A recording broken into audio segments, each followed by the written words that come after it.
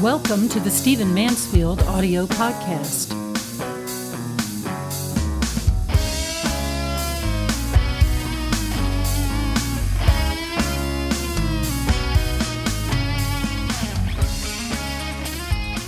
I want to talk to you in this podcast about the intrusion of government into private lives and into realms that government ought not be involved in. We've had some pretty amazing things in our news here of late.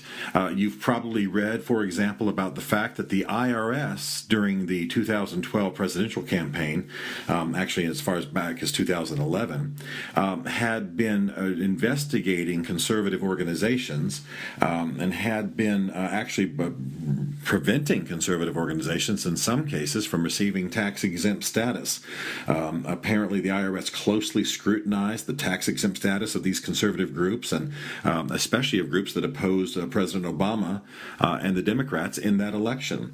For example, it's pretty stunning actually. The IRS acknowledged Monday that its acting commissioner, Stephen T. Miller, who had been briefed on the screening of conservative groups, did not tell Congress that this was going on. So an element within the IRS went after conservative groups in the 2011-2012 presidential race, prevented in some cases from them from receiving tax-exempt status, and in other cases requested files, journals, donors lists, things like that should never have been requested by any government agency, much less in an IRS investigation. And then, just to show that this is a bipartisan problem, I think many of us have read now that the Justice Department seized the records of more than 20 separate telephone lines belonging to the Associated Press, monitored those lines, kept those records, investigated those lines. It's something that absolutely should not happen. The Justice Department does have the right to subpoena records, but these requests have to be drawn as narrowly as possible. This is legal language, and have to be directed at relevant information regarding a limited subject matter rather than just a broad grab for information. This is a pretty serious thing. We have seen in recent years our government, particularly at the federal level, extend its authority, its intrusion, telephone taps, government investigations of organizations. Again, this IRS push into conservative organizations, especially the Tea Party. This is not something that we should let go by. This is not just a rogue element within some of these organizations. Fire a few people, it'll be taken care of. It's a mentality in our society. And I want to say very, very quickly that while a lot of Republicans are going to try to blame the Obama administration for this, this is bipartisan. This wrong, this error, this overextension of federal authority has happened under Republican and Democrat administrations. In fact, the Bush administration dramatically expanded some of these incursions into private records, phone records, etc. And I want to draw a point here. Many of you who listen to this podcast regularly, you know that I am as close to a libertarian as I can be and still be a Christian. There are some things I think are immoral, and I think they ought to be illegal for the most part. Not all things that are immoral, ought to be illegal, but some things certainly. But the issue that we're dealing with, the thing that I continue to hammer, the thing that I'm concerned about, is that the federal government is vastly overstepping its bounds. And the question that I have to ask is, what are its bounds? Who defines its bounds? The sadness is that the Constitution no longer is the limiting factor in the federal government. No longer do we really believe the 10th Amendment, which is that if a given power is not given to the federal government, it automatically belongs to the states. This is laughable to a lot of people today. And so what is it that binds the government? What is it that contains the government? How do you hedge government in? I mean, we're a country that began with an overreaching government trying to control colonies that had no authority to control. The colonies were bound to the king, not to Parliament. Parliament was passing laws that restricted everything from tea to who could stay in your bedroom. And our founding fathers fought a war for independence, not primarily, may I say, to be an independent nation. That wasn't at first its point. Its first point in the early months was to slap the hand of an overreaching parliament that was attempting to control its life, its cultural life, its individual freedoms. We today are accepting a level of government intrusion into the private sector, into even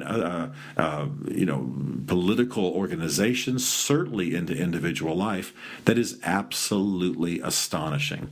And this is something that people of every religious stripe, people of both political parties ought to be concerned about. It's horrifying to think that a Justice Department, without an appropriate subpoena, simply tapped phones and seized phone records. It's horrifying to think that the IRS, which we already know is vastly outside of its bounds, is actually hindering political organizations with which it does not agree. And when the director discovers it, he does not report it to Congress, which is, of course, his obligation.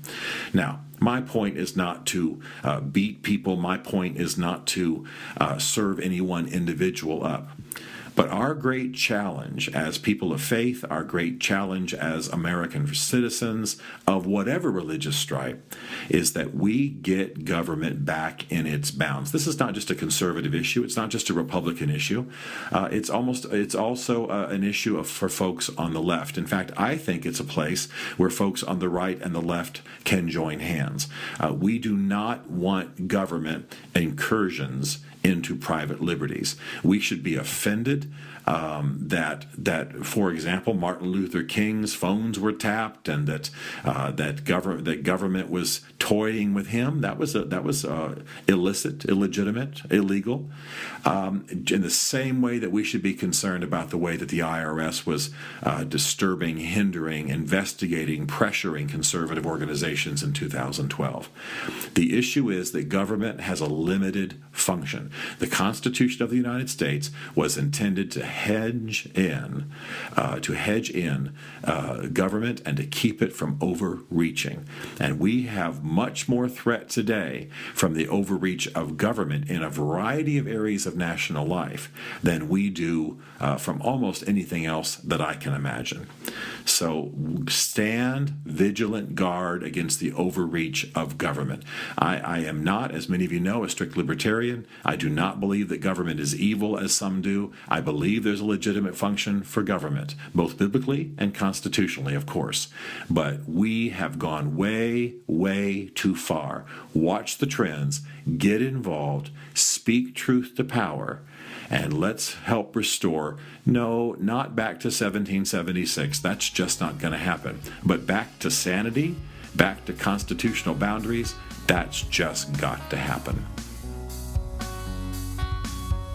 Stephen Mansfield is a New York Times best-selling author, a popular speaker, a frequent faith and culture commentator on CNN, Fox, and the Huffington Post. His groundbreaking books on faith and society include The Faith of George W. Bush, The Faith of Barack Obama, The Search for God in Guinness, Lincoln's Battle with God, and Killing Jesus. You can learn more about Stephen at mansfieldgroup.com and connect with him on Facebook and on Twitter under the name Mansfield Writes. The Stephen Mansfield podcast is produced by Isaac Darnold, who also wrote, performed, and produced the Rockin' and Rollin' podcast theme song.